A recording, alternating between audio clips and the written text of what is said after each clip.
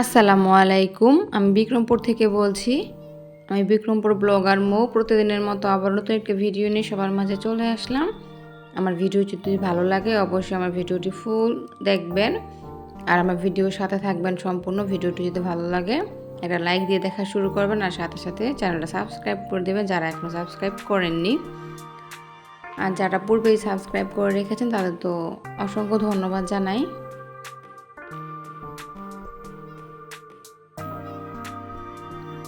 তো সকালবেলা যেহেতু আমাদের গ্রামের বাড়ি, চারদিক দেখা যায় সবুজের সমারোহ। তো সবুজ দেখতে তো কার না ভালো লাগে। তো সকালবেলা যদি সবুজের সমারোহ দেখতে থাকি তো মনটা কিন্তু খুব ফ্রেশ লাগে, তাই আপনাদের মাঝে শেয়ার করলাম। আপনারা যারা যারা এটা দেখে খুশি হবেন তাতেই হচ্ছে আমার সার্থকতা। কারণ কেউ যদি আমার ভিডিও দেখে বিন্দু পরিমাণ আনন্দিত বা খুশি হয়ে যান তাহলে তো আমারও খুব ভালো লাগে, কাউকে যদি মন থেকে খুশি করতে পারি।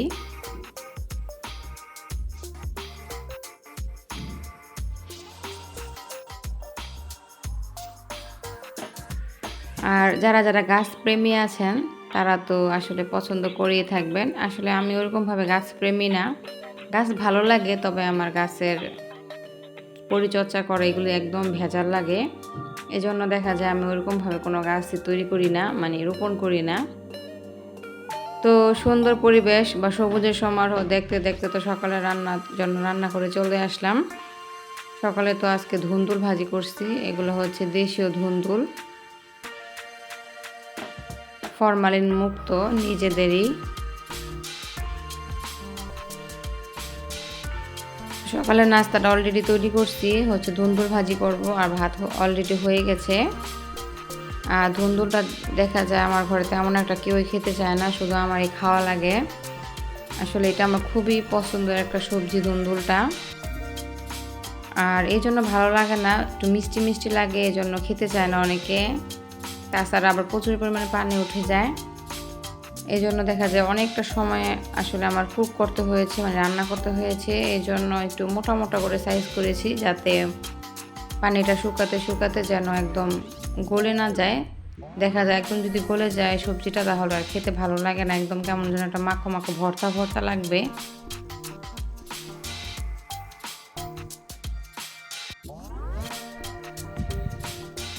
আর এদিক থেকে হচ্ছে 3টা ডিম নিয়ে নিলাম, ডিম 3টা ভাজি করব, মানে ভাজবো। আর হলো ভাত রান্না করেছি, সকালের নাস্তা এটুকুই। তো এখানে মোটামুটি 3-4টা ধুন্দুল নিয়েছিলাম, অবশেষে রান্না করতে করতে কতটুকু হয়েছে দেখেন। কিন্তু এতটুকু খেয়ে আমরা শেষ করতে পারিনি, যেহেতু আমি একাই খাবো। আমার হাজব্যান্ড মিষ্টি মিষ্টি লাগে দেখে একদম খেতে চায় না ধুন্দুলটা। আর বাচ্চাদের কথা নাই বললাম, বাচ্চারা দেখা যায় একটু ডিম হলেই খাবার বা মাংস হলেই খাবার খেয়ে নেয়, ওইরকমভাবে তেমন কোনো খাবার খেতে চায় না।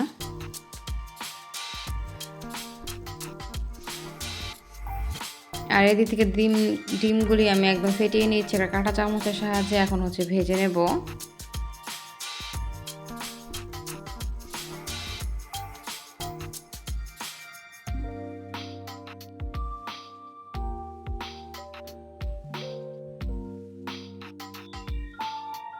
আসলে সকালবেলায় আমার ঘরে দেখা যায় ডিম না হলে তো একদমই চলে না। ডিম ছাড়া আমার হাজব্যান্ড দেখা যায় সকালে কোনো খাবারই খেতে চায় না, ডিমটা হলে তার নাকি পারফেক্ট হয়। আসলে ছোটোবেলা থেকে এদের অভ্যাস, ডিম ছাড়া আসলে কোনো কিছু খেতে ভালো লাগে না নাকি সকালের নাস্তায় তাদের। তো আমিও এ বাড়িতে আসার পর থেকে আমারও আসলে সেই অভ্যাস হয়ে গেছে। আমি তেমন একটা ডিম খাই না, তবে আমার হাজব্যান্ডের জন্য বা বাচ্চাদের জন্য তৈরি করতে হয় ডিমের কোনো নাস্তা, মানে ডিমের আইটেম। কারণ ডিমটা দেখা যায় বাসায় সবাই খুবই পছন্দ করে, আমার কেন যেন ভালো লাগে না খেতে। আর এদিক থেকে তো আমার হাজব্যান্ড খেয়ে দিয়ে অলরেডি চলে গেছে, আর আমি এখন নাস্তা করে নিব আর বাচ্চাদেরও খাইয়ে দেব। অলরেডি আমার মেয়ে তো খেয়ে নিয়েছে, তো ছেলেকে খাইয়ে দেবো আর সাথে হচ্ছে আমিও খেয়ে নেব। আর এখন হচ্ছে 11টার মতো হবে, তো লিচু ছিল ঘরে, তো ওইগুলোই এখন বাচ্চারা খেয়ে নেবে। লিচু তো বাচ্চাদের খুবই পছন্দের একটা ফল যখন লিচুর সিজন আসে। আর লিচুর সিজনটা যেহেতু বেশি দিন থাকে না, কিছু দিন হয়তো 15 থেকে 20 দিনের মতো হবে লিচুগুলি পাওয়া যায়, এরপর আর তেমন একটা ভালো পাওয়া যায় না। আর আগে যখন আমরা লিচু খেতাম তো তখন খুব কম দাম ছিল, এখন তো লিচুর খুবই দাম। আর এদিক থেকে হচ্ছে ছেলেকে একটু স্যুপ রান্না করে দিলাম, যেহেতু ঘরের মধ্যে কিছু ভুট্টা আনা ছিল। তো আমি বাসায় স্যুপটা তৈরি করে নিলাম। দেখা যায় ভুট্টাটা মানে কর্ন যেটা, এটা তো খুবই উপকারী প্রত্যেকটা মানুষের শরীরের জন্য। তো বাচ্চারা যেহেতু স্যুপটা খেতে পছন্দ করে, তো আমার ছেলে তো অনেক স্যুপ পছন্দ করে, তাই ভাবলাম যে ওকে একটু স্যুপ তৈরি করে দিই। তো দিলাম, তো যতটুকু খেয়েছে মাশাল্লাহ।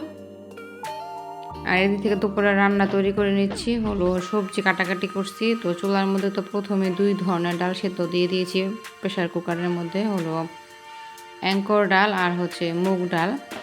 আর 3 ধরনের ডাল দিব। নিরামিষে দেখা যায় যত ধরনের সবজি থাকে প্লাস যত ধরনের ডাল বাসায় থাকে সব ধরনের ডাল দিলেই খেতে ভালো লাগে। তো বাড়িতে হচ্ছে আমার আরও আরেক ধরনের ডাল ছিল, মানে খেসারির ডাল যেটাকে বলে। তো ওইটা আর আমি দেইনি, কারণ ওই ডালটা আমার একদমই পছন্দ না। তো ডালটা মোটামুটি একটু সিদ্ধ হয়ে যাওয়ার পরে আমি সবজিগুলি দিয়ে দিলাম, আর মশলা টোটা যা আছে সব দিয়ে তারপরে শেষ করে নেব, কয়েকটা সিটি মেরে নেব। দেখা যায় এইভাবে যদি নিরামিষটা রান্না করা হয় তাহলে খুব দ্রুত হয়ে যায়। তা না হলে দেখা যায় গ্যাসের চুলা, যেহেতু আমরা এলপি গ্যাস ইউজ করি, গ্রামে যেহেতু এখনও লাইনে গ্যাস আসেনি, তো অনেকটা সময় লেগে যায় সবজিগুলো সিদ্ধ হতে। তাই যতটুকু সম্ভব প্রেশার কুকারটা ইউজ করি, তাতে দেখা যায় গ্যাস সাশ্রয় হয় প্লাস রান্নাটাও খুব দ্রুত হয়ে যায়। তা না হলে দেখা যায় গ্যাসের মধ্যে অনেকটা সময় লেগে যায়। তো আগে যখন মাটির চুলায় রান্না করা হতো, তো মাটির চুলায় তো দেখা যায় আনলিমিটেড আগুন থাকে, তো খুব দ্রুত হয়ে যায় রান্না। আর গ্যাসে তেমন তো আর আগুনের উত্তাপটা অত থাকে না, তাই অনেকটাই সময় লেগে যায়। এজন্য ভাবলাম প্রেশার কুকারে দিয়ে দিয়ে এতে খুব দ্রুত রান্নাটা হয়ে যাবে। তো সবজিগুলি দেওয়ার পর আমি আবার আরেক ধরনের ডাল দিয়ে দিলাম, মানে মসুরের ডালটা দিয়ে দিলাম, আরও যত ধরনের মশলা আদা রসুন লবণ ওইগুলি সব দিয়ে দিব। তারপর একটু পানি দিয়ে সিদ্ধ করতে দিয়ে দিব। তো এই তো আমি একটু নাড়াচাড়া করে নিচ্ছি ভালো মতো, আর একটু মসুরির ডাল অ্যাড করে দিলাম। আর নিরামিষের মধ্যে ডালগুলি দিলেই দেখা যায় খেতে খুবই ভালো লাগে, একদম একটা ঘন ঘন গ্রেভি তৈরি হয়, আর মুখের মধ্যে ডালে যে আভাটা লাগে খুবই মজা লাগে। তো আমাদের বিক্রমপুরে তো আমরা নিরামিষটা প্রায় ঘরে ঘরে সবাই পছন্দ করি। আর এদিকে কিছু শাক দিয়ে দিয়েছিলাম, তো এটা এখন সিদ্ধ হয়ে গেছে, আমি এটা এখন বাগার দিয়ে দিব। আর যেটা বলছিলাম, বিক্রমপুরে হচ্ছে সবাই খুবই পছন্দ করে এই নিরামিষ খাবারটা। তো সবজিটা যেহেতু সিদ্ধ করে নিয়েছি, তারপর ভাতটা বসিয়ে দিলাম, আর এই পাশ থেকে হচ্ছে মাছ রান্না করব। তো মাছটা হচ্ছে আজকে পেঁয়াজ দিয়ে রান্না করব। টমেটো ছিল ঘরে, কিন্তু টমেটোটা আসলে আমি দেইনি। প্রথমে ভেবেছিলাম মাছটা ভাজাই করব, মানে ভেজে ভেজে খাবো, কিন্তু তারপরে চিন্তা করলাম যেহেতু পেঁয়াজটা ভেজেছি একটু ভুনাই করে ফেলি, খেতে ভালো লাগবে না। আর একদম শুকনো যদি হয় তারপরে বাচ্চাদের খাওয়া ঠিক না, একটু ঝোল ঝোল হলে ভালো লাগে। ঝোল বলতে একটু জাস্ট ভুনা যেটাকে বলে। তো ভাতটা তো নামিয়ে ফেলেছি, এখন হলো নিরামিষটা বাগার দিব। তো কি কি দিয়েছি বলি, এখানে হচ্ছে পেঁয়াজ রসুন শুকনো মরিচ আর হচ্ছে গরম মশলা আস্ত দিয়েছি, মানে দারুচিনি এলাচি, আর একটা লবঙ্গ দিয়েছি সামান্য অল্প পরিমাণ, জাস্ট একটু হালকা স্মেল আসার জন্য। আর তাছাড়া দিয়ে দিলাম পাঁচফোড়ন, কারণ নিরামিষে পাঁচফোড়নের বাগারটা না দিলে আমাদের চলে না। এটা তো আমাদের বিক্রমপুরের একটা ঐতিহ্যবাহী খাবার বলতে পারেন, সবারই প্রিয় একটা খাবার। তো আমি আরও আগে দেখা যায় আমার মায়ের হাতে খেতাম, খুব পছন্দ লাগতো, কিন্তু আমি রান্না করলে কেন যেন আমার কাছে মজা লাগে না। তাই দেখা যায় আমি সচরাচর তেমন একটা নিরামিষটা তৈরি করি না। সবজি থাকা সত্ত্বেও আমি অনেক সময় রান্না করি না। আমার হাজব্যান্ড কিন্তু অনেক পছন্দ করে এটা খাওয়ার জন্য, অনেকটাই বলে, কিন্তু আমি মাঝে মধ্যে করি, বেশিরভাগ করি না। তো যাই হোক, এগুলি হচ্ছে ভালোভাবে ভেজে একদম পেঁয়াজগুলি ভাজা ভাজা করলাম, মানে বেরেস্তার মতো। তারপর হচ্ছে দিয়ে দিয়েছি প্রেসার কুকারের মধ্যে, তারপর একটু জাল করে নেব, তারপরে হয়ে যাবে অলরেডি। আর এদিক থেকে মাছগুলি ভেজে নিচ্ছি। তো মাছটা একটু কড়া ভাজাই দিলাম, কারণ যে ওই তো বললাম যে প্রথমে বলেছিলাম যে মাছটা ভাজাই খাবো।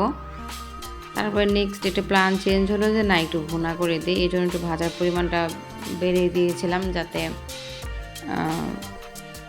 যেহেতু মাছ ভাজি খাবো, তো ওইটা একটু মাছ ভাজাটা বেশি কড়া না হলে খেতে ভালো লাগে না। আর যদি রান্না করতে হয় তাহলে ওই মাছটা একটু কম ভাজা করলে ভালো লাগে, তা না হলে কেমন যেন লাগে খেতে, মনে যেন শক্ত শক্ত একটা ভাব চলে আসে। আর এদিক থেকে মাছ ভাজা অলরেডি শেষ, আর পেঁয়াজটা মোটামুটি একটু কষিয়ে নিলাম। তারপর হালকা একটু সিম্পল পানি দিয়ে দেবো যাতে মাছটা একটু সফটনেস মানে জুসি একটা ভাব আসে, তা না হলে একদম কটকটে খড়খড়ে লাগতেছে দেখতেই পাচ্ছেন বেশি ভাজার কারণে। তাই জন্য একটু হালকা একটু পানি দিয়ে দিব যাতে একটু মাছটা নরম হয়ে যায়। তো এই তো আমার মাছটা তো অলরেডি রান্না করা শেষ, দুপুরে খাবার দাবার তৈরি করে ফেলেছি, তেমন কিছুই না, যেহেতু আমরা মধ্যবিত্ত ফ্যামিলি বিলং করি, তো আর হাই ফাই রাজকীয় খাবার হয়তো আমরা খাই না, কিন্তু দেখা যায় নিজেদের সাধ্য মতো যতটুকু সম্ভব তো আমরা অতটুকুই খাবার খেয়ে থাকি। আর বিক্রমপুরের মানুষ যেটাকে বলে ভাতে মাছে, মানে মাছে ভাতে বাঙালি, যেটা মাছ ভাত হলে আর তেমন কিছু লাগে না, কারণ আমাদের এখানে রিচ ফুড কেউই খেয়ে আসলে সহ্য করতে পারে না, একদিন খেলে তারপরে আসলে আর খেতে পারে না। তো এটাই হচ্ছে একদম পারফেক্ট খাবার আমাদের জন্য, ভাত মাছ। তো এই তো খাবারটা এখন বাচ্চাদের খাইয়ে দেবো দুপুরবেলা যেহেতু, তো ছেলেকে এখন খাবারটা খাইয়ে দিব, ছেলের জন্য খাবার নিয়ে নিলাম। আর এখনও পর্যন্ত যারা আমার বক শুনছেন বা আমার ভিডিওটা এখনও পর্যন্ত যারা উপভোগ করছেন তাদের তো ধন্যবাদ জানাই।